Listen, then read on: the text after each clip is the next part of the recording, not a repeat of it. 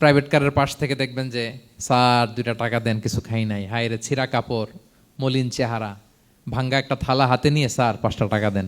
আল্লাহ আপনারে স্যার বানাইছে আর ওরে বানাইছে ভিখারি। আচ্ছা বলেন তো, জায়গাটা চেঞ্জ করতে আল্লাহর কত সময় লাগে? 1 সেকেন্ডও লাগে না।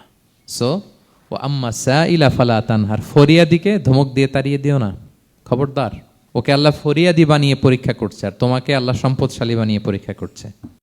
আসসালামু আলাইকুম ওয়া রাহমাতুল্লাহি ওয়া বারাকাতুহু। নাহমাদুহু ওয়া নুসাল্লি আলা রাসূলিহিল কারীম, আম্মা বা'দু, ফাআউযু বিল্লাহি মিনাশ শাইতানির রাজীম। বিসমিল্লাহির রাহমানির রাহিম। ওয়াদ-দুহা ওয়াল-লাইলি ইযা সাজা মা ওয়াদ্দা'আকা রাব্বুকা ওয়া মা ক্বালা ওয়ালাল আখিরাতু খায়রুল লাকা মিনাল উলা। সাদাকাল্লাহুল আযীম। রব্বি ইশরাহ লি সাদরি ওয়া ইয়াসসির লি আমরি ওয়াহলুল উকদাতাম মিন লিসানি ইয়াফকাহু কওলি। আল্লাহ রব্বুল ইজ্জা ওয়াল জালালের দরবারে শুকরিয়া জ্ঞাপন করছি যে আল্লাহ তাআলা আমাদেরকে পবিত্র মাহে রমাদানে এসে পৌঁছার সুযোগ করে দিয়েছেন এবং আজকের ইফতার পূর্ববর্তী রমাদান অ্যান্ড কোরআন রিফ্লেকশন প্রোগ্রামে উপস্থিত হওয়ার সুযোগ করে দিয়েছেন। আমরা সবাই পড়ছি কালিমাতুশ শুকর, আলহামদুলিল্লাহ।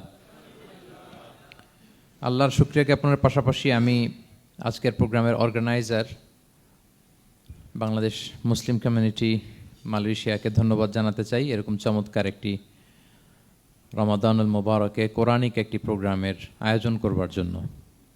আমরা দোয়া করছি আল্লাহ তাআলা যেন এই কমিউনিটিকে ইসলামের জন্য কবুল করে এবং আমাদের যে ভাইরা নিরলস পরিশ্রম করে এই প্রোগ্রামগুলো আয়োজন করছে, আল্লাহ তাআলা এই পরিশ্রম, এই ডেডিকেশন, এফোর্ট যেন তাদের নাজাতের ওসিলা বানায়। সম্মানিত শুধু আমরা সবাই জানি এই মাসটির এত বরকতের কারণ হচ্ছে এটি কোরআন নাজিলের মাস। শাহরু রমাদান আল্লাযী উনজিলা ফীহিল কুরআন হুদাল লিন-নাস ওয়া বাইয়িনাতিম মিনাল হুদা ওয়াল ফুরকান। রমাদান এমন মাস যে মাসে আল্লাহ তাআলা কোরআন নাজিল করেছে। তো বেসিক্যালি এই মাসের মূল মর্যাদা কোরআনের কারণে। সাইয়েদনা জিবরিল আলাইহিস সালাম কোরআন নিয়ে এসেছেন, উনি শ্রেষ্ঠ ফেরেশতা হয়েছেন। আল্লাহর হাবিব সাল্লাল্লাহু আলাইহি ওয়াসাল্লামের উপর কোরআন নাজিল হয়েছে, ফলে উনি শ্রেষ্ঠ নবী হয়েছেন। রমাদানে কোরআন নাজিল হয়েছে, ফলে রমাদান শ্রেষ্ঠ মাস হয়েছে। কদরের রাতে কোরআন নাজিল হয়েছে, ফলে কদর শ্রেষ্ঠ রাত হয়েছে। আমরাও যারা কোরআনের সাথে সুসম্পর্ক গড়ে তুলব, কোরআনের সাথে অ্যাটাচমেন্ট বাড়াবো, আমাদেরকেও শ্রেষ্ঠত্বের মর্যাদায় আল্লাহ তাআলা আসীন করবেন ইনশাআল্লাহ বিইذنিল্লাহ। তো আজকের প্রোগ্রামের আমার ফার্স্ট অ্যান্ড ফরমোস্ট রিমাইন্ডার হচ্ছে কোরআন নাজিলের মাসে আমরা যেন বেশি বেশি কোরআনের সাথে নিজেদের সম্পর্ককে নবায়ন করি এবং মজবুত করি। কার কীরকম কোরআনের সাথে সম্পর্ক আপনি নিজেই জানেন।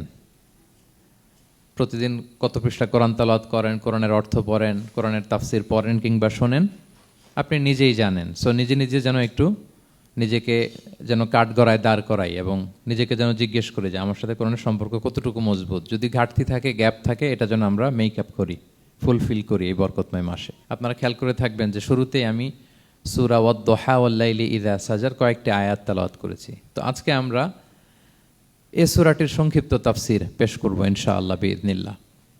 যে মজলিসে কোরআনের তাফসির হয়, আল্লাহর কালামের ব্যাখ্যা উপস্থাপন করা হয়, প্রেজেন্টেশন করা হয়, এর চেয়ে শ্রেষ্ঠ মজলিস কি পৃথিবীতে আর হতে পারে?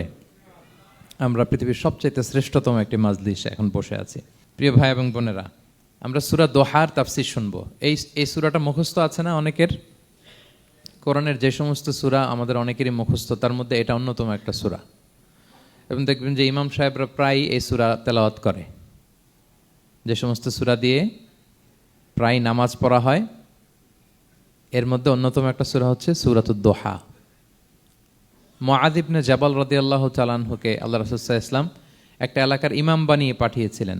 ওই এলাকার মুসল্লিরা ছিলেন, লোকজন ছিলেন শ্রমজীবী, কাজ করে খেত। সারাদিন ওট দিয়ে পানি সেচ করে খেজুর গাছে পানি দিত, খেজুরের চাষাবাদ করত, সারাদিন কষ্ট করে নামাজে যে জয়েন করত। তো উনি মাগরিবের নামাজে সূরা ফাতিহার পরে সূরা বাকারা তেলাওয়াত শুরু করলেন। সূরা বাকারা কোরআনের সবচেয়ে ছোট সূরা না? 286টা আয়াত, মানে সবচেয়ে বড় সূরা। তো মাগরিবের সালাতে উনি যখন এত লম্বা তেলাওয়াত ধরলেন, মুসল্লিরা আর ইমাম সাহেবের সাথে থাকতে পারতেছে না। কারণ ওনারা তো, ইমাম সাহেবের হয়তো মন ফুরফুরে, উনি পড়তেছেন মনের আনন্দে দরাজ গলায়, কিন্তু মুসল্লিদের তো অবস্থা খারাপ। সারাদিন ওনারা খেতে খামারে কাজ করে আসছে, নামাজ ছেড়ে দিয়ে অনেকে চলে গেছে। একা একা নামাজ পড়ে যে আল্লাহ রাসূল সাল্লাল্লাহু আলাইহি ওয়াসাল্লামের কাছে যে বিচার দিল যে ইয়া রাসূলুল্লাহ, দেখেন এমন একজন ইমাম আপনি অ্যাসাইন করেছেন আমাদের এলাকায়, মাগরিবের নামাজে উনি সূরা বাকারা পড়ে, আর আমরা হচ্ছে শ্রমজীবী। রাসূল সাল্লাল্লাহু আলাইহি ওয়াসাল্লাম খুব রেগে গেলেন, মুআয ইবনে জাবালকে ডেকে বললেন, হে মুআয, আফাত্তানুন আন্ত, তুমি কি সমাজে ফিতনা ছড়াচ্ছ? তুমি জানো না এরা কারা? তোমার কি সূরা ওয়াদ-দুহা ওয়াল-লাইলি ইযা সাজা মুখস্থ নাই? তোমার কি ওয়াশ-শামসি ওয়া-দুহাহা এটা মুখস্থ নাই? তোমার কি সাব্বিহ ইসমা রাব্বিকাল আ'লা এই সূরাগুলো তোমার জানা নাই? উনি বললেন জানা আছে। তো এগুলো রেখে দিয়ে মাগরিবের নামাজে কেন সূরা বাকারা ধরলা? তোমার মুসল্লিরা তো শ্রমজীবী মুসল্লি। যখন ইমামের দায়িত্ব হচ্ছে পেছনে কারা আছে এটা খেয়াল করা। অনেক সময় ইমাম সাহেব আল্লাহু আকবার বলে যে নামাজ ধরছে, কি হচ্ছে পেছনে আর খোঁজ খবর নাই।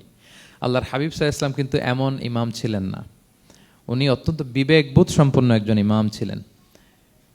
একবার পেছনে এক বাচ্চার কান্না শুনে উনি নামাজ ছোট করে দিয়েছেন। সবাই বললেন, ইয়া রাসূলুল্লাহ, এত ছোট নামাজ তো কখনো পড়তে দেখি না। তখন রাসূল সাল্লাল্লাহু আলাইহি ওয়াসাল্লাম বললেন, একটা ছোট বাচ্চার কান্নার আওয়াজ আমার কানে এসেছে। আমার মনে হচ্ছে বাচ্চাটাকে সামলাতে নারীদের কাতারে একটা মায়ের খুব কষ্ট হচ্ছে, এজন্য নামাজটা আমি খাটো করে দিয়েছি। দেখেন কি চিন্তা চেতনা, পিছনে কি হচ্ছে সব রাসূল সাল্লাল্লাহু আলাইহি ওয়াসাল্লাম এটা খেয়াল করতেন। তো এই সূরার একটা ফজিলত আপনি জানলেন যে রাসূল সাল্লাল্লাহু আলাইহি ওয়াসাল্লাম সূরা ওয়াদ-দুহা ওয়াল-লাইলি ইযা সাজা এটা তেলাওয়াত করতে বলেছিলেন মুআয ইবনে জাবাল রাদিয়াল্লাহু তাআলা আনহুকে। এটা কোরআনের 93 নম্বর সূরা। কত নম্বর? এটা মাক্কি সূরা, আর নাজিলের ধারাবাহিকতা অনুযায়ী এটা 11তম সূরা। মানে এই সূরার আগে আরো 10টা সূরা নাজিল হয়েছিল, তার মানে মক্কার একেবারে শুরুর দিকে এই সূরাটা নাজিল হয়েছিল। আপনারা জানেন যে এবছর আমার একটা বই এসেছে এক নজরে কোরআন নামে, সেখানে আমি প্রত্যেকটা সূরার সার সংক্ষেপ নিয়ে সংক্ষেপে, খুব সংক্ষেপে, কখনো যদি সুযোগ হয় আপনারা দেখবেন যে প্রত্যেকটা সূরা 5 পৃষ্ঠার মধ্যে আমরা নিয়ে আসার চেষ্টা করেছি। সেখানে এগুলো পাবেন, সূরাটা কয় নাম্বার, নাজিলের ধারাবাহিকতা কখন, তারপর কোরআন শরীফের মধ্যে কখন, এটার ফজিলত কি, এটার সেন্ট্রাল থিম কি, মেজর থিম কি, কজ এন্ড ইফেক্ট কি, সব কেস স্টাডি থেকে শুরু করে রিফ্লেকশন সব আমরা সেখানে উল্লেখ করেছি। তো এই সূরাটা শুরুর দিকে, একেবারে শুরুর দিকে নাজিল হয়েছে। তার আগে মাত্র 10টি সূরা নাজিল হয়েছে। তো নাজিল হতে হতে 10টা সূরা যখন নাজিল হলো, এরপর অনেক দিন রাসূল সাল্লাল্লাহু আলাইহি ওয়াসাল্লামের কাছে কোনো সূরা নাজিল হয় না। কয়দিন নাজিল হয় না? কোনো বর্ণনায় 15 দিন, কোনো বর্ণনায় 1 মাস, কোনো বর্ণনায় 2 মাস, কোনো বর্ণনায় 6 মাস, টানা 6 মাসের গ্যাপ ওহী নাজিল হয় না। আল্লাহর হাবিব সাল্লাল্লাহু আলাইহি ওয়াসাল্লাম তিনি ওহী মিস করতে শুরু করলেন, যে ঘটনা কি, কোরআন নাজিল হচ্ছে না কেন, হঠাৎ এত গ্যাপ কেন? ওনার মাথায় কয়েকটা জিনিস ঘুরপাক খেলো। একটা ঘুরপাক খেলো যে আমার কোনো কাজে আল্লাহ আবার অসন্তুষ্ট হলো নাকি, অথবা আমি কোরআনের আয়াত এই বাণীগুলো পৌঁছে দেওয়ার ক্ষেত্রে আমার কোনো গাফলতি হয়ে গেল নাকি, সামহাও কি আল্লাহর সাথে আমার কানেকশন এটা কি লুজ হয়ে যাচ্ছে, আমি কি কোনোভাবে আল্লাহ থেকে দূরে সরে পড়তেছি। রাসূল সাল্লাল্লাহু আলাইহি ওয়াসাল্লাম টেনশনে পড়ে গেলেন, চিন্তায় পড়ে গেলেন, কি রে ওহী আসে না কেন, আসে না কেন, আসে না কেন। এটা ছিল একটা দিক। আরেকটা দিক হচ্ছে আল্লাহর হাবিব সাল্লাল্লাহু আলাইহি ওয়াসাল্লামের কাছে কোরআনের আয়াত যাই নাজিল হতো উনি যে লোকদের কাছে প্রচার করে দিতেন। এখন নাজিল হয়েছে এখনই যে প্রচার শুরু, রাতে নাজিল হয়েছে রাতেই প্রচার শুরু, দিনে নাজিল হয়েছে দিনেই প্রচার শুরু, যখন নাজিল তখন প্রচার। কারণ আল্লাহ তাআলা বলেছেন, ইয়া আইয়ুহার রাসূলু বাল্লিগ মা উনজিলা ইলাইক মির রাব্বিক, আপনার রবের পক্ষ থেকে যা নাজিল হয়েছে প্রচার করেন। তো এই যে মাঝখান দিয়ে কয়েক মাস যার কোনো প্রচার টচার করে না, মুশরিকরা টিটকারি মারতে শুরু করলো, বলে কি মুহাম্মদ, তোমার আল্লাহ তোমার ভুলে গেছে বোধহয়, তোমার আল্লাহ বোধহয় তোমাকে আর পছন্দ করে না। আগে তো প্রতিদিন কিছু না কিছু শোনাতা যে এইটা নাজিল হয়েছে, ওইটা আসছে, এই বিধান ওই বিধান, এখন তো কোনো খোঁজখবর নাই। ঘটনা কি? আল্লাহর হাবিব সাল্লাল্লাহু আলাইহি ওয়াসাল্লামের চাচি উম্মে জামিল, আবুল হাবির স্ত্রী, সে আরো খারাপ কথা বললো। সে বলল, ইন্না শাইতানাকা কদ তারাকাক, তোমার কাছে যে একটা শয়তান আসতো এখন বোধহয় আর আসে না মুহাম্মদ, নাউযুবিল্লাহি মিন যালিক। এটা দিয়ে জিবরিল আলাইহিস সালামকে বুঝিয়েছেন। জিবরিল এসে কি কি যেন বলে, কই এখন তো কিছু বলো না। তো রাসূল বলবে কি করে, কারণ তিনি তো মন গড়া কিছু বলতেন না। আল্লাহর হাবিব সাল্লাল্লাহু আলাইহি ওয়াসাল্লাম মনে যা ইচ্ছা হয় মন গড়া কখনো কিছু বলেছেন? আওয়াজ করে বলেন, মন গড়া বলতেন তিনি? ওমা ইয়ানতিকু আনিল হাওয়া ইন হুয়া ইল্লা ওয়াহয়ুন ইউহা, আল্লাহর ওহী আসলে সেটা শোনাতেন। তো ওহীও আসে না, উনি শোনাতেও পারে না, ওহীও নাই, উনি শোনাতেও পারে না। এই যে একটা কষ্টকর মুহূর্ত রাসূল সাল্লাল্লাহু আলাইহি ওয়াসাল্লামের, কিরে মাসের পর মাস চলে গেল ওহী আসতেছে না কেন, আমার কি কোনো ভুল হচ্ছে নাকি, আল্লাহকে আমাকে অপছন্দ করলেন? রাসূল সাল্লাল্লাহু আলাইহি ওয়াসাল্লাম যখন এরকম দুশ্চিন্তিত, পেরেশান, অ্যাংজাইটিতে পড়ে গেলেন, ভারাক্রান্ত, ঠিক তখন রাসূল সাল্লাল্লাহু আলাইহি ওয়াসাল্লামকে সান্ত্বনা দেওয়ার জন্য এই সূরাটা আল্লাহ নাজিল করেছেন। সান্ত্বনা দেওয়ার জন্য এই সূরাটা বেশ আশা জাগানিয়া সূরা, মোটিভেশনাল সূরা, ইন্সপিরেশনাল সূরা। আপনার মন খারাপ হলে আপনি এই সূরাটা পড়বেন, এই সূরাটা, এবং এটার পরে আরেকটা সূরা আছে, সূরাতু আলাম নাশরাহ, আপনার মন ভালো হয়ে যাবে। এটাকে দি অ্যান্টি ডিপ্রেসেন্ট সূরা বলে, মানে ডিপ্রেশন কাটায় ফেলে। আমাদের এরকম অনেক সময় হয় না যে হতাশ, দেয়ালে পিঠ ঠেকে গেছে, কোনো বের হওয়ার রাস্তা নাই, কই যাব, কোথাও সফলতা নাই, সবাই আমাকে ভুল বুঝতেছে, এরকম মাঝে মাঝে হয় না? আমাদের সবার লাইফে আপস অ্যান্ড ডাউনস আছে। আপনি যখন ভারাক্রান্ত হবেন, কষ্টে থাকবেন, এই সূরাটা পড়বেন, দেখবেন যে আপনার ডিপ্রেশন দূর হয়ে গেছে। তো আল্লাহর হাবিব সাল্লাল্লাহু আলাইহি ওয়াসাল্লাম যখন এরকম ভারাক্রান্ত ছিলেন, চিন্তিত ছিলেন, তখন আল্লাহর হাবিব সাল্লাল্লাহু আলাইহি ওয়াসাল্লামকে চিন্তামুক্ত করবার জন্য আল্লাহ তাআলা এই চমৎকার সূরাটি নাজিল করেছেন। আল্লাহ নাজিল করলেন, আউযু বিল্লাহি মিনাশ শাইতানির রাজিম, বিসমিল্লাহির রহমানির রহিম, ওয়াদ-দুহা ওয়াল-লাইলি ইযা সাজা মা ওয়াদ্দাআকা রাব্বুকা ওয়া মা ক্বালা ওয়ালাল আখিরাতু খায়রুল লাকা মিনাল উলা ওয়ালা সাউফা ইউতিকা রাব্বুকা ফাতারদা। আল্লাহ তাআলা বললেন ওয়াদ-দুহা, আলোর শপথ। আমি একবার সরল বঙ্গানুবাদ করি, তারপরে আমি তাফসিরে ঢুকছি। ওয়াদ-দুহা, আলোর শপথ। ওয়াল-লাইলি ইযা সাজা, রাতের শপথ, যখন রাত নিঝুম নিস্তব্ধ হয়। মা ওয়াদ্দাআকা রাব্বুকা ওয়া মা ক্বালা, নবী হে, আপনার রব আপনার উপর অসন্তুষ্টও হয় নাই, আপনাকে ছেড়েও যায় নাই, আপনার রব আপনার সাথেই আছে। আলহামদুলিল্লাহ। ফিল করবেন যে আল্লাহ আমার সাথে আছে। সবসময় এটা ফিল করতে হবে যে আল্লাহ তাআলা আমার সাথে আছেন, তিনি আমাকে ভুলে যান নাই, ছেড়ে যান নাই। আরে তার রহমত ছাড়া তো একটা শ্বাস নেওয়া তো আমার সম্ভব না, ঠিক কিনা বলেন? আল্লাহর রহমত ছাড়া একটি সেকেন্ড এই পৃথিবীতে সার্ভাইভ করা কি আমাদের পক্ষে সম্ভব না? ওয়ালাল আখিরাতু খায়রুল লাকা মিনাল উলা, নবী হে, আপনার পরবর্তী সময় পূর্ববর্তী সময়ের চেয়ে অনেক ভালো হবে ইনশাআল্লাহ। মানে good days are coming in your life, ভালো সময় আসতেছে। ওয়ালা সাউফা ইউতিকা রাব্বুকা ফাতারদা, আর আপনার রব আপনাকে এত দিবেন আপনি খুশি হয়ে যাবেন। আপনার রব আপনাকে এত দিবেন আপনি নিয়ে কুলাতে পারবেন না। আলাম ইয়াজিদিকা ইয়াতীমান ফাআওয়া, নবী আপনি কি ইয়াতীম ছিলেন না? তিনি কি আপনাকে আশ্রয় দেননি? ওয়া ওয়াজাদাকা দাল্লান ফাহাদা, আপনি পথ খুঁজতেছিলেন, আল্লাহ আপনাকে পথ দেখিয়েছেন। ওয়া ওয়াজাদাকা আইলান ফাআগনা, আপনি নিঃস্ব রিক্ত হস্ত ছিলেন, আল্লাহ তাআলা আপনাকে ধনী বানিয়েছেন। ফাআম্মাল ইয়াতীমা ফালা তাকহার, খবরদার এতিমের সাথে কখনো কঠোর হবেন না। ওয়া আম্মা সাইলা ফালা তানহার, ফরিয়াদি যে সোয়াল করে হাত পাতে তাকে ধমক দিয়ে তাড়িয়ে দিবেন না। ওয়া আম্মা বিনি'মাতি রাব্বিকা ফাহাদ্দিস, আর আপনার রবের যে নেয়ামত আপনার প্রতি, এটার বর্ণনা করুন। সুবহানাল্লাহ। এ হচ্ছে সরল অনুবাদ সূরাতুদ দুহার। এবার আসুন আমরা এটার তাফসিরে ঢুকি। আল্লাহ তাআলা প্রথমে দুইটা শপথ করলেন, কসম করলেন, দুইটা ওথ। আমরা যদি সংক্ষেপে ভাগ করি তাহলে 11 আয়াত বিশিষ্ট এই সূরাতে প্রথম 2 আয়াতে দুইটা শপথ আছে, তারপরের 3টা আয়াতে রাসূল সাল্লাল্লাহু আলাইহি ওয়াসাল্লামকে 3টা কনফার্মেশন দেওয়া হয়েছে, সুসংবাদ দেওয়া হয়েছে। এরপরের 3টা আয়াতে আল্লাহর হাবিব সাল্লাল্লাহু আলাইহি ওয়াসাল্লামের অতীতে আল্লাহ কি নেয়ামত দিয়েছেন সেটার একটা রিমাইন্ডার দেওয়া হয়েছে। আর সবশেষে 3টা ওয়ার্ক প্ল্যান দেওয়া হয়েছে, কর্মসূচি, সেগমেন্ট। আপনি এক নজরে কোরআন এগুলো পাবেন, এরকম সেগমেন্ট আকারে আমরা ভাগ করেছি। আই রিপিট, আমি আবারও বলছি, সূরা দোহার 11 আয়াত বিশিষ্ট এই সূরার প্রথম 2 আয়াতে 2টি শপথ, তারপরের 3 আয়াতে 3টি সুসংবাদ, তারপরের 3 আয়াতে অতীতে যে রাসূলকে নেয়ামত দেওয়া হয়েছিল সেটা স্মরণ করিয়ে দেওয়া, আর শেষ 3 আয়াতে 3টা ওয়ার্ক প্ল্যান, কর্মসূচি, রাসূল সাল্লাল্লাহু আলাইহি ওয়াসাল্লাম কি করবেন। ক্লিয়ার হয়ে গেছে না সূরাটা? আসুন এবার তাফসিরে ঢুকি। আল্লাহ তাআলা বললেন ওয়াদ-দুহা, নবী আলোর শপথ। আলো, দোহা মানে আলো। আমার সাথে আওয়াজ করে বলুন, দোহা মানে কি? আলো, সকালের আলো, প্রভাতের সূর্য কিরণ। দিনের প্রথম অংশে একটা সানশাইন থাকে না, খুব চমৎকার লাগে 9টা 10টার দিকে, হ্যাঁ, সানশাইন। এই সকালের সানশাইনটাকে আরবিতে বলে দোহা। এই জন্য এই সময় আল্লাহর হাবিব সাল্লাল্লাহু আলাইহি ওয়াসাল্লাম নামাজ পড়তেন, এটাকে বলে সলাতুদ দোহা, মানে দোহার নামাজ। এটাকে বলে সলাতুদ দোহা, দোহার নামাজ। তো দেখেন রাসূল সাল্লাল্লাহু আলাইহি ওয়াসাল্লামের মন ভালো করবার জন্য প্রথমে আল্লাহর ওয়ার্ডিংটা দেখেন, আল্লাহ তাআলা কেমন চমৎকার শব্দ চয়েস করেন। প্রথমে আল্লাহ বললেন আলো। আলো বললেই তো মনটা ভালো হয়ে যায়, কি বলেন? এই আলো মানে আশার আলো, সম্ভাবনার আলো, প্রশান্তির আলো। ওয়াদ-দুহা, আলোর শপথ।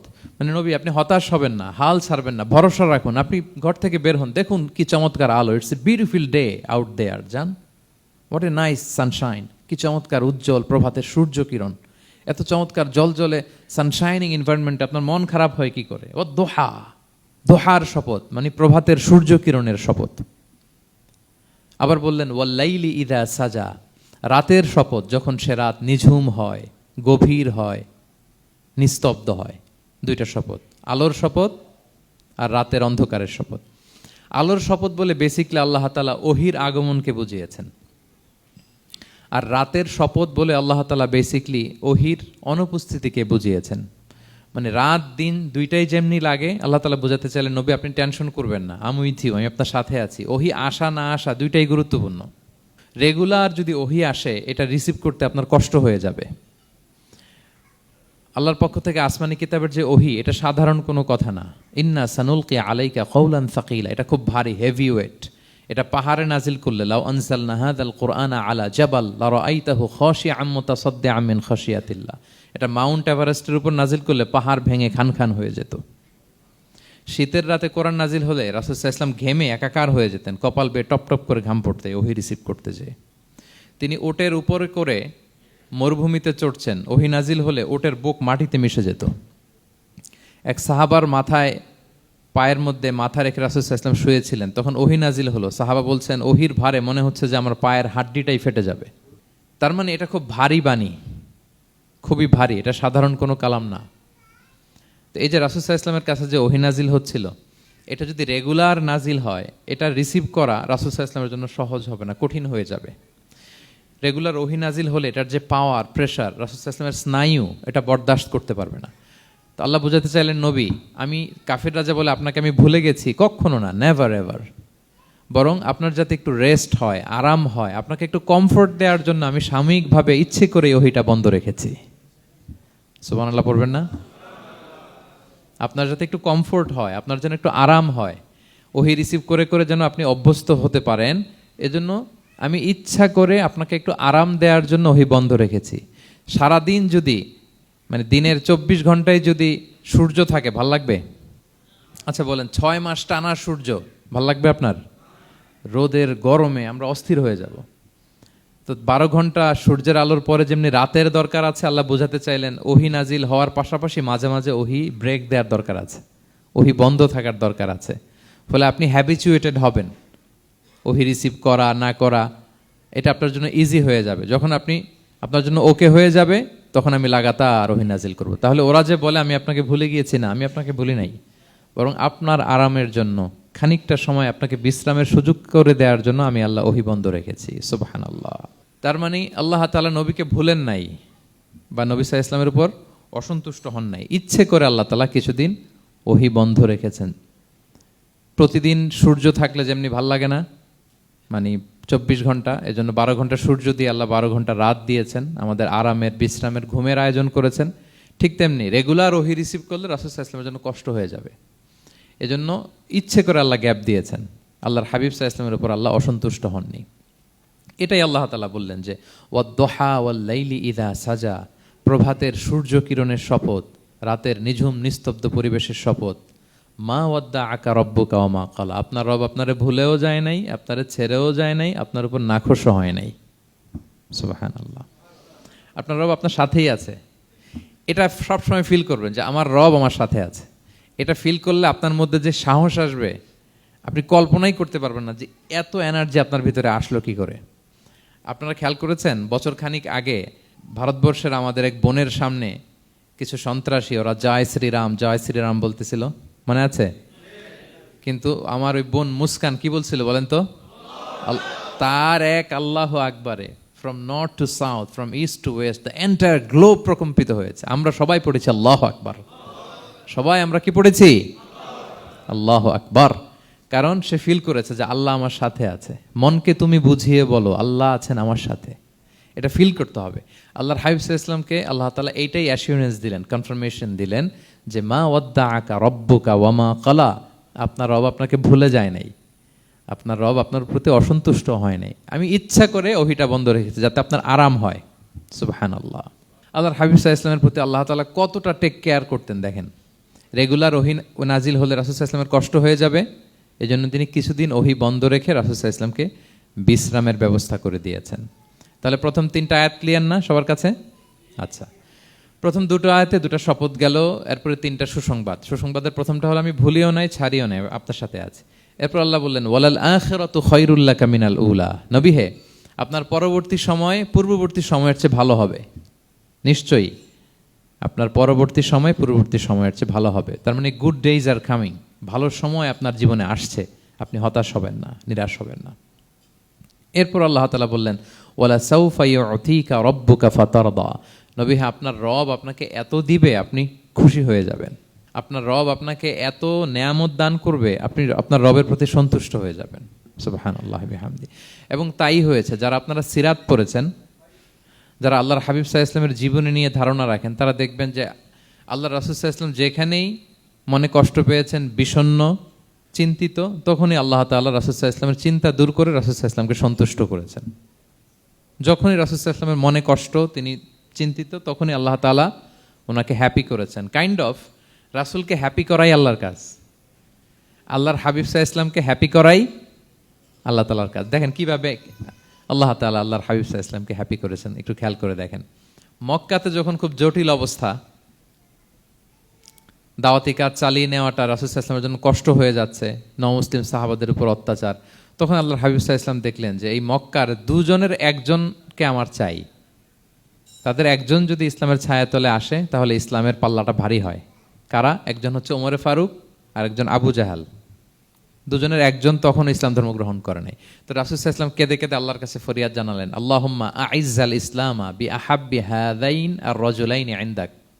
আল্লাহ, আমি কাউকে স্পেসিফিক তোমার কাছে চাই না, শুধু এটাই বলি, দুইজন লোকের নাম বলবো, এই দুইজন লোকের মধ্যে থেকে যাকে তোমার পছন্দ হয় তাকে তুমি ইসলামের ছায়াতলে এনে ইসলামকে শক্তিশালী করো। এক হচ্ছে আবু জাহাল, আরেক হচ্ছে ওমরে ফারুক। এই দোয়াটা তিনি করতে লাগলেন। আর খুব চিন্তিত, দুজনের কেউই মুসলমান হয় না। একদিন হঠাৎ সাহাবারা বললেন, ইয়া রাসূলুল্লাহ, আল্লাহর হাবিব সাল্লাল্লাহু আলাইহি ওয়াসাল্লাম তখন দারুল আরকামের ভেতরে বসা। সাহাবারা বললেন, ইয়া রাসূলুল্লাহ, আপনি এখান থেকে সরে যান, কারণ ওমরে ফারুক নাঙ্গা তলোয়ার নিয়ে আসতেছে আপনাকে হত্যা করবার জন্য। তো আল্লাহ রাসূল সাল্লাল্লাহু আলাইহি ওয়াসাল্লাম বললেন যে তোমরা সরে যাও, আমার মনে হচ্ছে ওই যে চোখের পানি ছেড়ে আমি দোয়া করেছি, ওই দোয়া আজকে কবুল হতে শুরু করেছে, তোমরা সরো। ঠিকই ওমরে ফারুক রাদিয়াল্লাহু তাআলা আনহু আসলেন, এসে তিনি তলোয়ার রেখে দিয়ে বললেন, আশহাদু আল্লা ইলাহা ইল্লাল্লাহ ওয়া আশহাদু আন্না মুহাম্মাদান আবদুহু ওয়া রাসূলুহু। আমি সাক্ষ্য দিচ্ছি আল্লাহ ছাড়া কোনো ইলাহ নেই এবং আপনি আল্লাহর প্রেরিত বান্দা এবং রাসূল। এই দৃশ্য দেখে রাসূল সাল্লাল্লাহু আলাইহি ওয়াসাল্লাম খুশি হয়ে গেলেন। ওয়ালা সাউফা ইউতিকা রাব্বুকা ফাতারদা। আল্লাহ বলেছিলেন যে নবী হে, আপনাকে এত দিব, আপনার রব আপনাকে এত নেয়ামত দিবে, আপনি শুধু খুশিই হবেন, সন্তুষ্ট হবেন আমার প্রতি। এদের রাসূল সাল্লাল্লাহু আলাইহি ওয়াসাল্লামের দোয়া কবুল করে আল্লাহ তাআলা ওমরে ফারুককে ইসলামের ছায়াতলে এনে ইসলামকে শক্তিশালী করলেন। ফাতারদা, রাসূল সাল্লাল্লাহু আলাইহি ওয়াসাল্লাম খুশি হয়ে গেলেন। এভাবে প্রতিটা ক্ষেত্রে।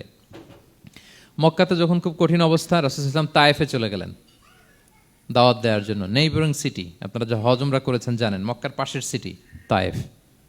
দাওয়াত দিলেন, দাওয়াত প্রত্যাখ্যান করলো তারা। শুধু তাই না, ফিজিক্যালি হ্যারেস করা হলো আল্লাহর হাবিব সাল্লাল্লাহু আলাইহি সাল্লামকে। রাসূল সাল্লাল্লাহু আলাইহি ওয়াসাল্লামের জামা ধরে, গা ধরে টানা হেচড়া করা হলো, পাথর মারা হলো, তিনি রক্তাক্ত হলেন। হামালাতুল জিবাল, পাহাড় রক্ষী ফেরেশতারা বলল, ইয়া রাসূলুল্লাহ, আপনি যদি আদেশ দেন তায়েফের দুই দিকের পাহাড় দিয়ে এমন চাপা দিব, পুরো তায়েফের জনপদ একেবারে ভ্যানিশ হয়ে যাবে। আল্লাহর হাবিব সাল্লাল্লাহু আলাইহি ওয়াসাল্লাম বললেন, না, আমি আশা করি তাদের পরবর্তী নেক্সট জেনারেশনের কেউ না কেউ পড়বে লা ইলাহা ইল্লাল্লাহ মুহাম্মাদুর রাসূলুল্লাহ। তাই হয়েছে। এখন তায়েফে যান, শুধু মসজিদ আর মসজিদ, মসজিদ আর মসজিদ। কি চমৎকার পরিবেশ! তায়েফে গেলে মনেই হবে না আরব দেশ। বৃষ্টি হয় প্রতিদিন, অনেক চাষাবাদ হয়, চমৎকার এলাকা। রাসূল সাল্লাল্লাহু আলাইহি ওয়াসাল্লামের দোয়ার বরকত। তো তায়েফবাসী দাওয়াত প্রত্যাখ্যান করলো। রাসূল সাল্লাল্লাহু আলাইহি ওয়াসাল্লাম গায়ের রক্ত পরিষ্কার করে নাখলা নামক খেজুরের বাগানে যায়েদ রাদিয়াল্লাহু তাআলা আনহুকে ফজরের নামাজ পড়তেছিলেন। আল্লাহর হাবিব সাল্লাল্লাহু আলাইহি ওয়াসাল্লাম যখন ফজরের সালাতে তেলাওয়াত করতে লাগলেন, একদল জিন পাশ দিয়ে যাচ্ছিল। তারা তাদের এলাকায় যেয়ে বলল, ইন্না সামি'না কুরআনান আজাবা ইয়াহদি ইলা রুশদি ফাআমান্না বিহি। জিনেরা আগে আকাশের উপরে উঠে ফেরেশতারা কি বলে চুরি করে শুনে আসতো। হঠাৎ জিনেরা আর উপরে যেতে পারে না। উপরে যেতে চাইলেই ফাআতবাআহু শিহাবুন সাকিব, আগুনের পাথর মারা হয়। ঘটনা কি? সব জিনেরা বৈঠক বসালো। ঘটনা কি? আগে কত তথ্য আগেই জেনে যেতাম, জেনে গণকদেরকে বলতাম, গণকরা আমাদেরকে ধন্যবাদ জানাইতো। তো এখন তো আসমানের সিকিউরিটি এত বেড়ে গেল কেন? কারণ কি? ওই যে শেষ নবী আসার কথা যে মনে হয় চলে আসছে, দেখো তো কোথায় আসছে উনি। খুঁজতে খুঁজতে খুঁজতে একদল ওই দিন ফজরের সময় আল্লাহর হাবিব সাল্লাল্লাহু আলাইহি ওয়াসাল্লাম রক্তাক্ত হয়ে ফজরের সালাত যখন পড়তেছেন, ওই কোরআন তেলাওয়াত শুনে তারা এলাকায় যে বলল যে ইন্না সামি'না কুরআনান আজাব, এক আজীব কোরআন শুনে আসছি, ইয়াহদি ইলা রুশদি, এই কোরআন মানুষকে হেদায়েতের পথে নিয়ে যায়, ফা আমান্না বি, আমরা ঈমান এনে ফেললাম। সুবহানাল্লাহ পড়েন। তো রাসূল সাল্লাল্লাহু আলাইহি ওয়াসাল্লাম তো এটা জানেন না। আল্লাহ তাআলা জিবরাইল মারফত জানালেন যে হে নবী, আপনি এসেছিলেন ম্যানকাইন্ডকে দাওয়াত দিতে তায়েফের, তারা দাওয়াত গ্রহণ করে নাই, ম্যানকাইন্ড রিজেক্ট করেছে। কিন্তু আরেকটা জাতি আছে যাদেরকে আপনি দেখেন না, তাদেরকে বলে জিন কাইন্ড, মানে জিন জাতি। পুরো জিন জাতি কালিমা পড়ে মুসলমান হয়ে গিয়েছে নবী। বলে সাউফা ইউতিকা রাব্বুকা ফাতারদা, নবী আপনার রব আপনাকে এত নেয়ামত দিবেন আপনি খুশি হয়ে যাবেন। নবী সাল্লাল্লাহু আলাইহি ওয়াসাল্লাম ওইখানে আবার খুশি হয়ে গেলেন, রক্তাক্ত, ইনজুর্ড। কিন্তু যখন শুনলেন মানুষ জাতি তারা ঈমান আনে নাই, কিন্তু জিন জাতি তারা ঈমান এনেছে, আল্লাহর হাবিব সাল্লাল্লাহু আলাইহি ওয়াসাল্লাম আবার আনন্দিত হলেন। তাহলে আল্লাহর হাবিব সাল্লাল্লাহু আলাইহি সাল্লামকে আনন্দিত করাই হচ্ছে আল্লাহর কাজ, খুশি রাখাই হচ্ছে আল্লাহর কাজ। সুবহানাল্লাহি বিহামদি।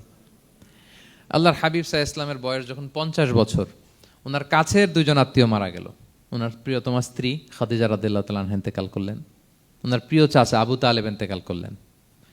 দুজনই শেল্টার দিত, একজন ঘরে একজন বাইরে। আবু তালেবের কারণে কেউ রাসূল সাল্লাল্লাহু আলাইহি ওয়াসাল্লামের গায়ে হাত তোলার সাহস পায় নাই।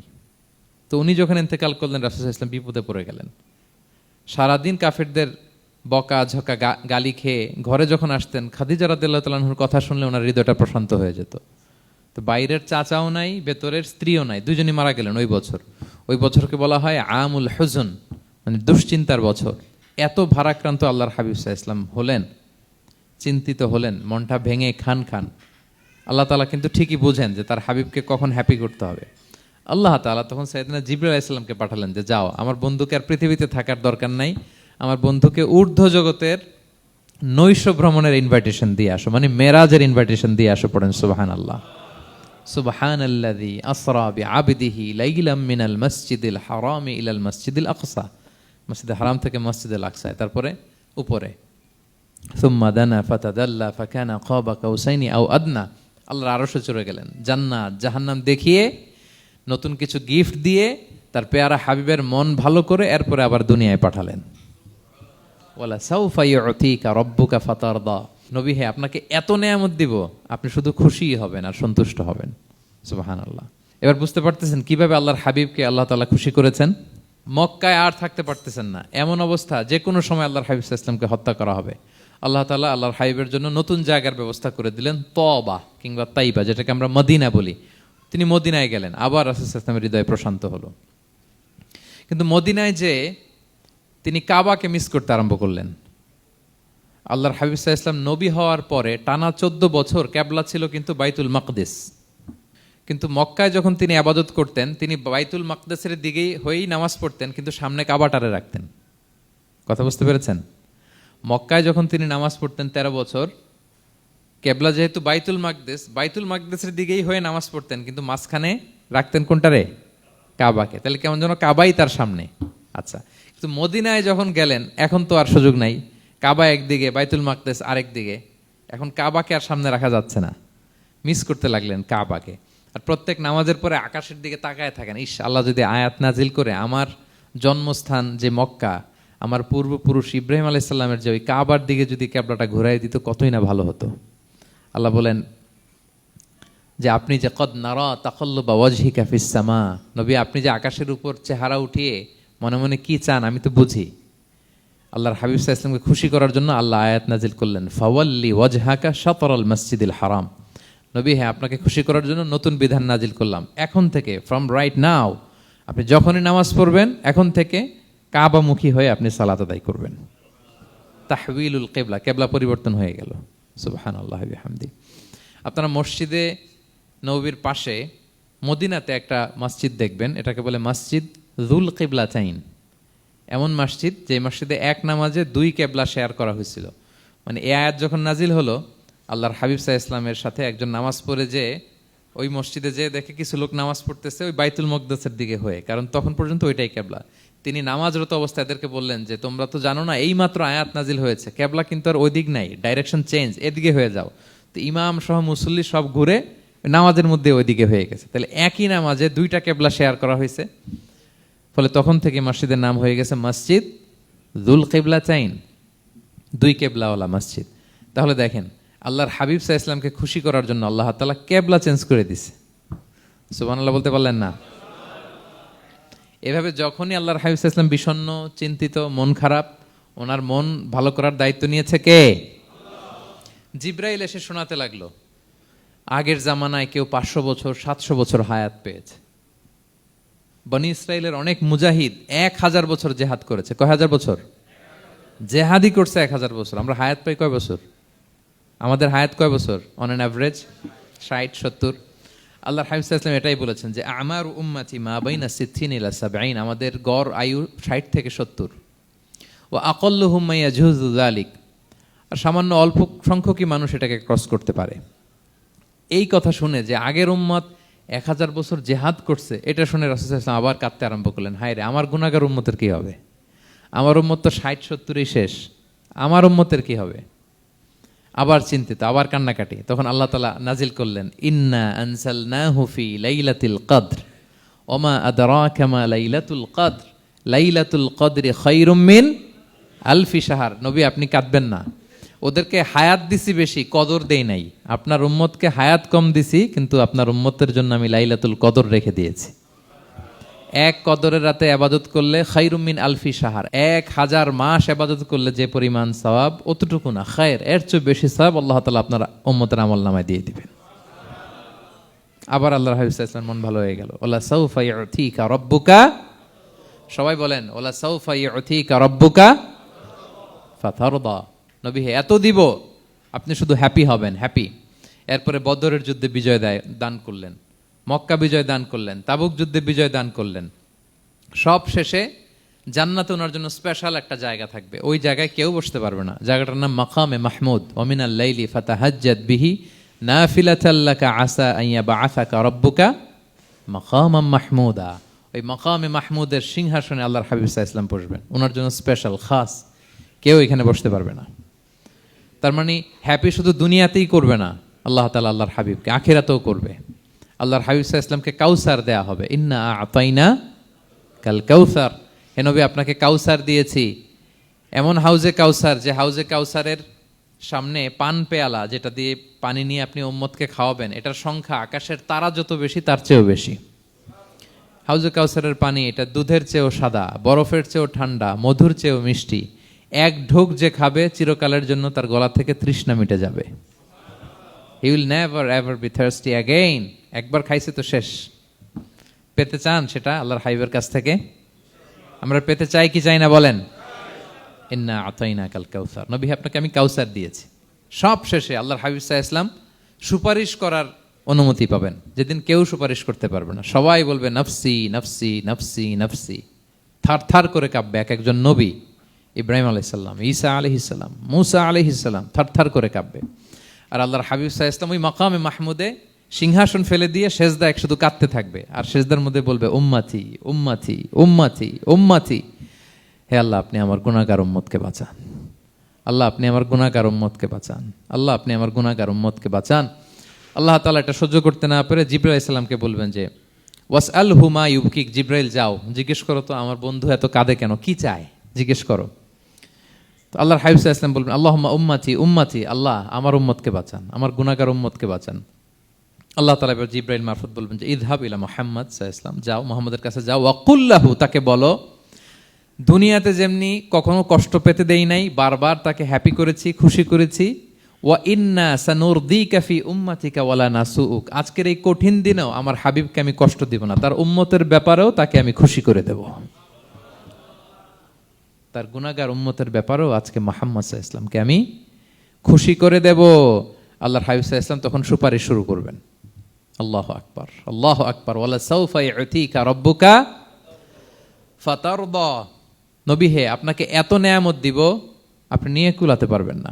সব শেষে এই গুনাহগার উম্মতকে সুপারিশ করে জাহান্নাম থেকে নাম কাটিয়ে সবাইকে নিয়ে তিনি একটা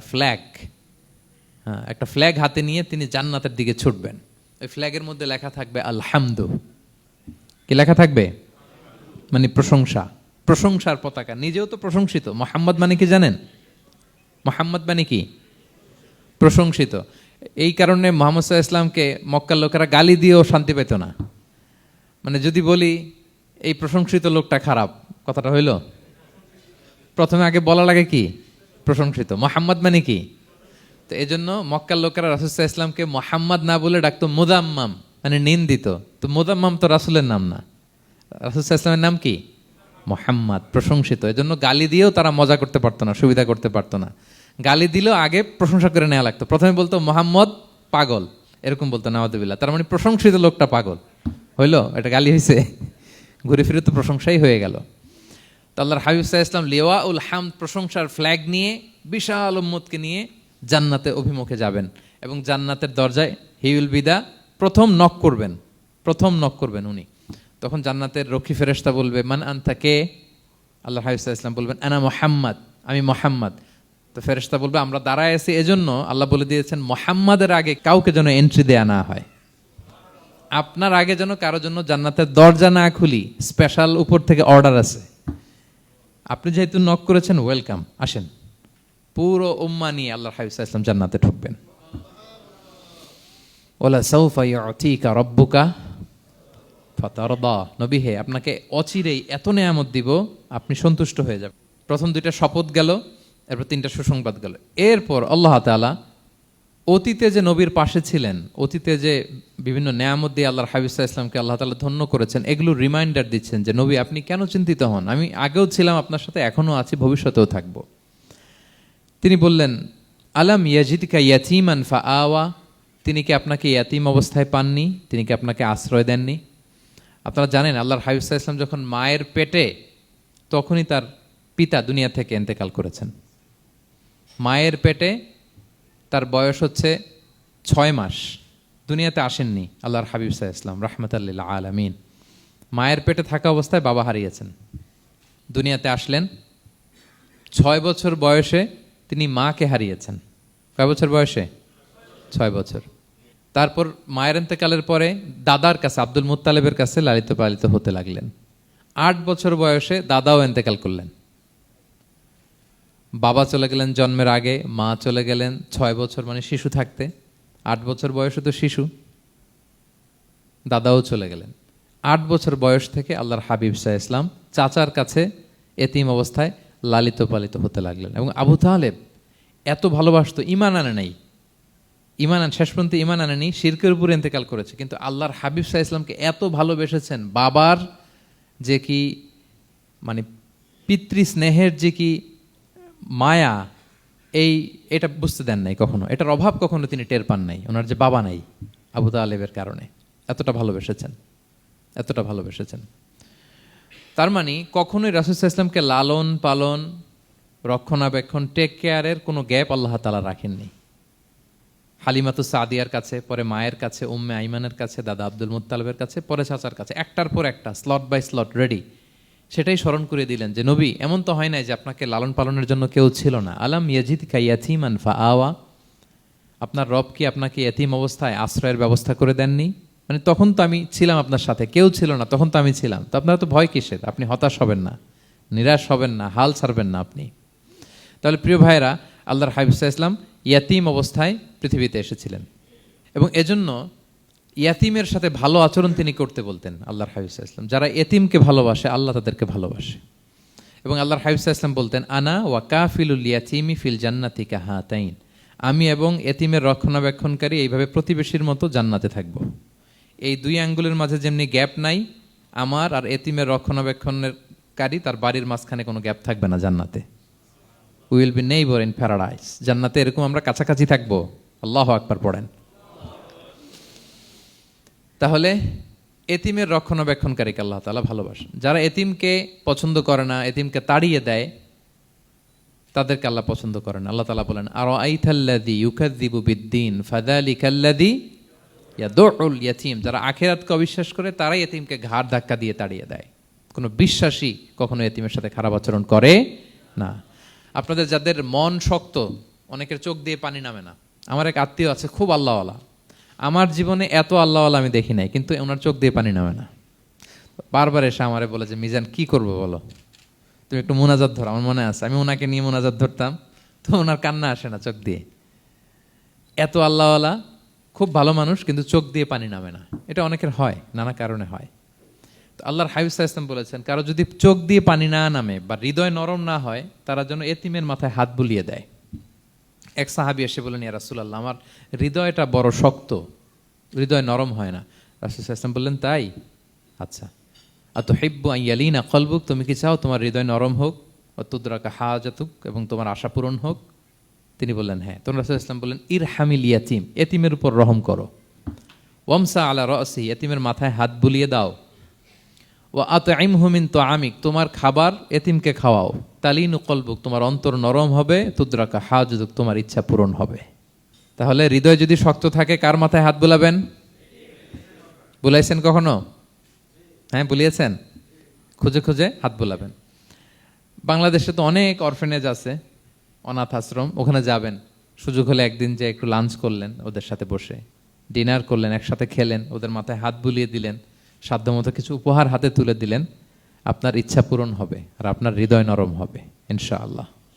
আর এতিমকে আদর করা মানে নবী সাল্লাল্লাহু আলাইহি ইসলামের প্রতি ভালোবাসা দেখানো, কারণ আমার নবী এতিম হয়ে বড় হয়েছেন। এতিমের প্রতি ভালোবাসা প্রকারান্তরে নবী সাল্লাল্লাহু আলাইহি ইসলামের প্রতি ভালোবাসা দেখানো হয়, কারণ আমার নবী এতিম হয়ে বড় হয়েছেন। সুবহানাল্লাহ। কিন্তু তার বিপরীতে আমরা সমাজে কি দেখি? এতিমের মাথায় হাত বুলানো তো দূরের কথা, এতিমের সম্পদও খেয়ে ফেলে অনেকে। হ্যাঁ, এরকম আছে না? এতিমের সম্পদ দেদারসে গিলতেছে।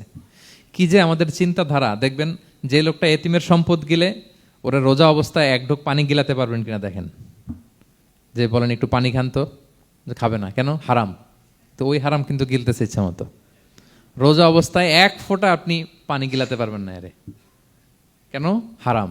কিন্তু ওইদিকে ভাতিজার সম্পদ গিলতেছে দেদারসে। আল্লাহ বলেন, এটা ভাতিজার সম্পদ না, এটা তুমি জাহান্নামের আগুন পেটে ঢুকাচ্ছ।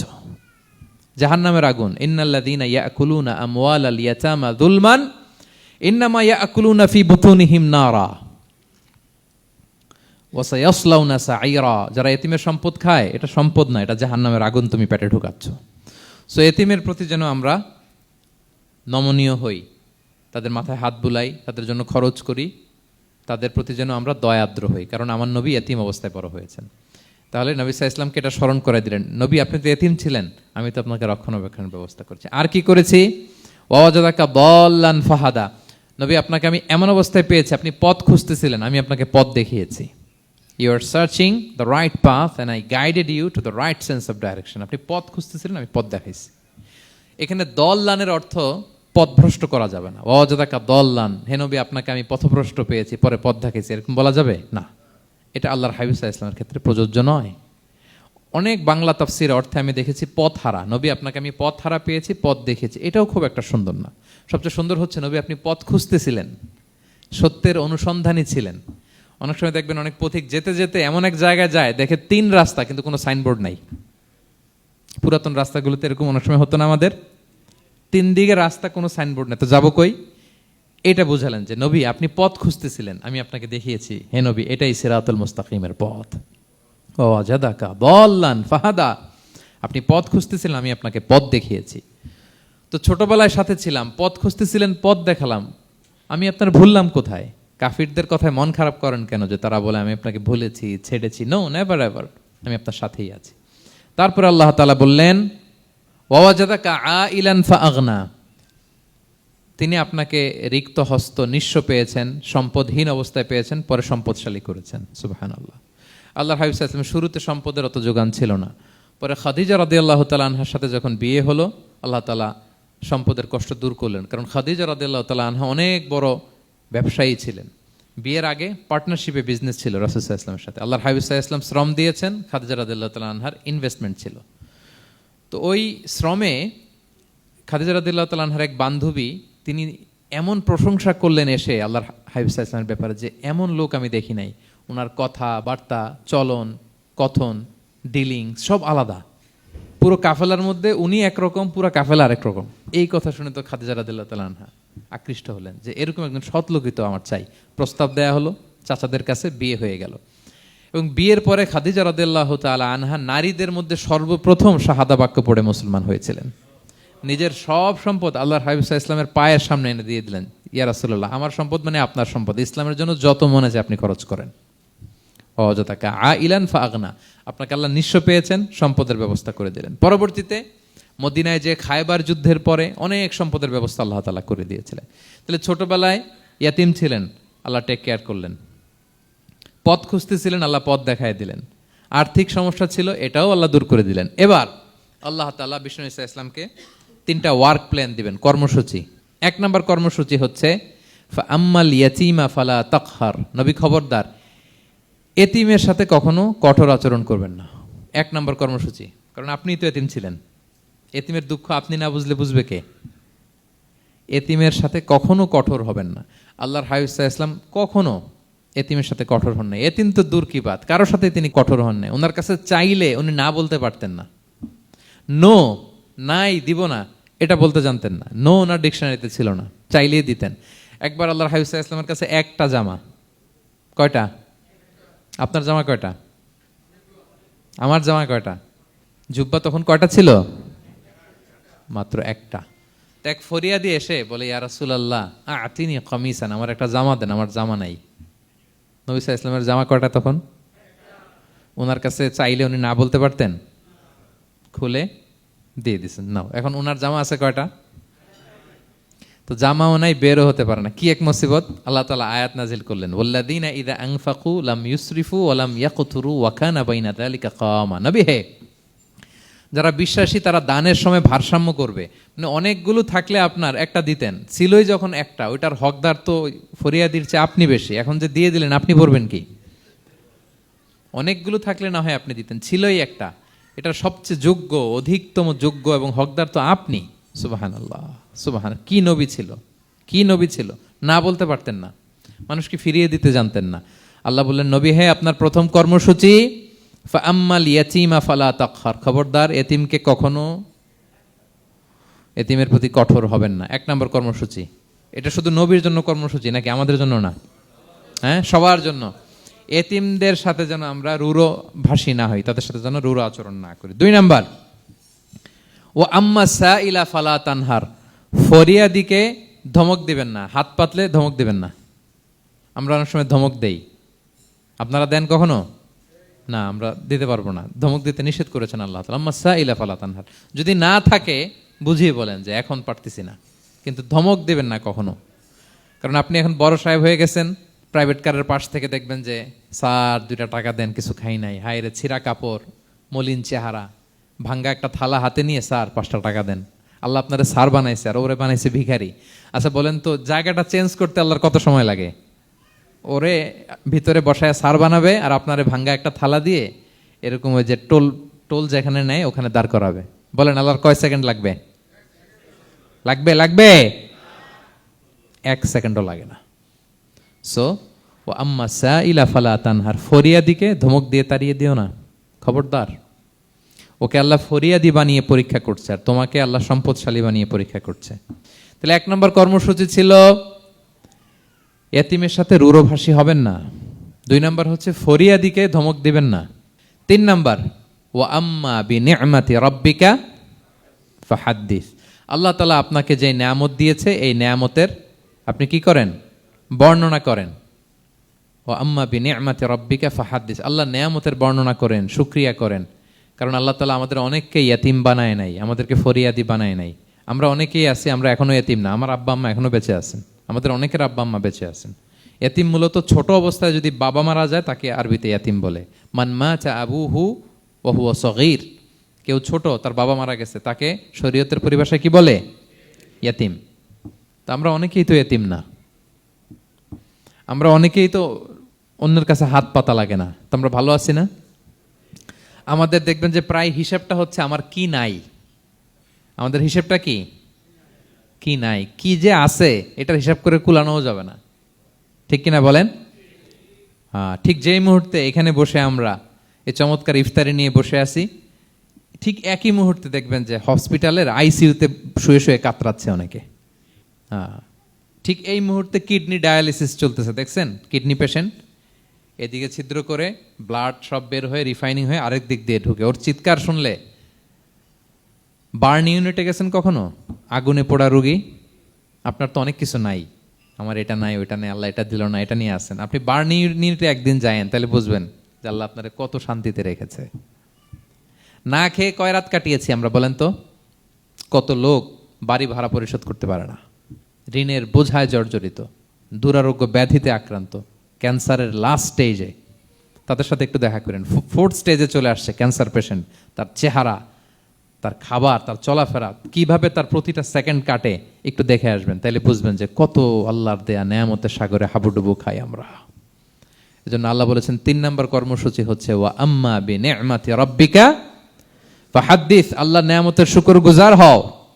আল্লাহ যে নেয়ামত দিয়েছে এই নেয়ামত তুমি বর্ণনা করো। অনেকে আছে আল্লাহর নেয়ামত দিলে ওটা প্রকাশ করতে চায় না, এটা আল্লাহ পছন্দ করে না। মানে আপনি যদি অনেক সম্পদশালী হন, আপনি সুন্দর পরিচ্ছন্ন জামা পরবেন, মানুষকে দান করবেন, আপনার বাড়ি ঘর সুন্দর হবে, এটা নিষেধ নয়, এটা ভালো। আপনি আল্লাহর দেয়া নেয়ামত ব্যবহার করতে পারবেন এবং বলতেও পারবেন, কিন্তু শুকরান লা ফখরান, শুকরিয়া স্বরূপ বলবেন, ফখর করে অহংকার করে না। বলতে পারেন আলহামদুলিল্লাহ, আল্লাহ তাআলা আমাকে 4টা ছেলে দান করেছে, 4 জন হাফেজ, আল্লাহ তাআলা আমাকে থাকার মতো একটা ঘর দিয়েছে, একটা বাড়ি দিয়েছে, একটা গাড়ি দিয়েছে, সম্মান নিয়ে সমাজে চলার মতো আল্লাহ তাআলা আমাকে দিয়েছেন। এটা যদি আপনি শুকরিয়া স্বরূপ বলেন, এটাতে সমস্যা নেই, কিন্তু অহংকার নিয়ে বলা যাবে না। ইন্নাল্লাহা ইউহিব্বু আইয়ারা আসারা নি'মাতিহি আলা আবদিহি, আল্লাহ তাআলা যে নেয়ামত তার বান্দাকে দিল, ওইটার একটা নমুনা দেখতে আল্লাহ পছন্দ করে। আল্লাহ বানাইছে আপনার বিলিয়নিয়ার, আপনি হচ্ছেন ছেঁড়াপাড়া জামা পরে চলেন, হবে? বানাইছে আল্লাহ তাআলা আপনাকে অনেক সম্পদশালী, আপনার চলা ফেরা কোনো রুচিই নাই, এটা হইলো না। আল্লাহ চায় যে তোমার যে নেয়ামত দিছে এটার একটা নমুনা তোমার মধ্যে থাক, এটাও শুকরগুজার হওয়ার একটা আলামত। তাহলে 3 নম্বর কর্মসূচি কি? ওয়া আম্মা বিনি'মাতি রাব্বিকা ফাহাদ্দিস, আল্লাহর নেয়ামতের শুকরগুজার হও, আল্লাহ তাআলা যে নেয়ামত দিয়েছে সেটা বর্ণনা করো। তাহলে প্রিয় ভাইয়েরা, সূরাতুদ দোহা এটা হচ্ছে একটা মোটিভেশনাল সূরা, আশা জাগানিয়া সূরা, অ্যান্টি ডিপ্রেশন বলি আমি এই সূরাটাকে। ডিপ্রেশন থাকলে চলে যাবে, কারণ ওয়ালাল আখিরাতু খায়রুল লাকা মিনাল উলা, হে নবী আপনার পরবর্তী সময় আপনার পূর্ববর্তী সময়ের চেয়ে ভালো। সবসময় আশাবাদী হবেন। সূরা দোহার 1 নম্বর শিক্ষা হচ্ছে বি অপটিমিস্টিক, মানে অপটিমিজম, আশাবাদী হওয়া, নিরাশ হওয়া যাবে না। বিশ্বাসীদের, মুমিন মুসলিমের ডিকশনারিতে হতাশা নিরাশা নাই, আমার ডিকশনারিতে অন্তত নাই, আপনাদের আছে কিনা জানি না। আজকে থেকে বলেন আপনাদের ডিকশনারিতে হতাশা নিরাশা রাখবেন? আমাদের কোনো হতাশা নাই, নিরাশা নাই, কারণ আমরা যে পরিস্থিতিতে থাকি না কেন আমাদের সাথে কে আছেন? লা তাহজান ইন্নাল্লাহা মা'ানা, চিন্তিত হয়ো না, আল্লাহ আমার সাথে আছেন। আল্লাহ আমার সাথে আছেন বললেই দেখবেন মুস্কানের মতো এক তাকবীর আপনার মুখ দিয়ে বেরোচ্ছে, এমন এনার্জি বেরোচ্ছে, গোটা বিশ্ব আপনি জয় করে ফেলবেন তখন। এটাই আমাদের সবচেয়ে বড় পাওয়ার। আমাদের সাথে কে আছে? ইন্নাল্লাহা মা'ানা, আল্লাহ তাআলা আমাদের সাথে আছেন। তাহলে সূরা দোহার আজকের তাফসীরের 1 নম্বর লেসন হচ্ছে optimism. Believer should be optimistic always. বিশ্বাসীরা আশাবাদী হয়, নিরাশ হয় না, হতাশ হয় না, হাল ছাড়ে না। বিশ্বাসীরা ভরসা রাখে এক মহান সত্তার উপর। আওয়াজ করে বলেন তো তিনি কে? আল্লাহর উপর ভরসা রাখে, আমরা নিরাশ হই না। 2 নাম্বার শিক্ষা হচ্ছে গ্রেটফুলনেস, কৃতজ্ঞতা। আপনার জীবনে অনেক কিছু আছে, নাই নাই বলবেন না, শুধু কমপ্লেইন করবেন না। অনেকে দেখবেন শুধু অভিযোগ, এটা নাই ওইটা নাই, এই পাইলাম না, ওর আছে এটা, ওর, আমার সাথে কেন এমন হয়, আমার সাথে শুধু আমার সমস্যা। এগুলো যারা বলে তাদেরকে আল্লাহ নেয়ামত আরো ছিনিয়ে নেয়। বরং যারা অল্প পেয়েও বলে আলহামদুলিল্লাহ, তাদেরকে নেয়ামত দেওয়ার ধারাবাহিকতা আল্লাহ তাআলা অব্যাহত রাখেন। সব অবস্থায় আলহামদুলিল্লাহ, যে কোনো পরিস্থিতিতে, যে কোনো অবস্থায় কি বলবো আমরা? আপনি খেয়াল করে দেখেন না যে আপনার কি কি আছে, কত কিছু যে আপনার আছে, অবাক করা। 3 নাম্বার কাইন্ডনেস। 3 নাম্বার লেসন হচ্ছে কাইন্ডনেস, দয়া। আমরা যেন অন্যের প্রতি দয়াশীল হই। আপনি অন্যের প্রতি দয়ালু হলে আপনার প্রতি দয়ালু হবো কে? ওয়াল্লাহু ফি আউনি আবদিহি মা দামাল আবদু ফি আউনি আখি। আল্লাহ ততক্ষণ পর্যন্ত কোনো বান্দার সাহায্যে থাকে যতক্ষণ পর্যন্ত ওই বান্দা তার ভাইয়ের সাহায্যে থাকে। তাহলে বলেন তো, আল্লাহর সাহায্য পাওয়ার প্রথম শর্ত কি? অন্যের জন্য সাহায্যের হাত বাড়িয়ে দেওয়া। তাহলে মনে থাকবে তো? নাকি এতিমকে ধাক্কা দিয়ে বের করে দিবেন? ফরিয়াদিকে ধমক দিবেন একটা? বড় সাহেব তো আপনি, বড় স্যার, খবরদার। তাহলে 1 নম্বর লেসন অপটিমিজম। আমরা হতাশ হব না, হতাশা আমাদের ডায়েরিতে নাই, আমরা আশাবাদী, আমরা আল্লাহর রহম ভরসার ভিখারি, ঠিক কিনা বলেন?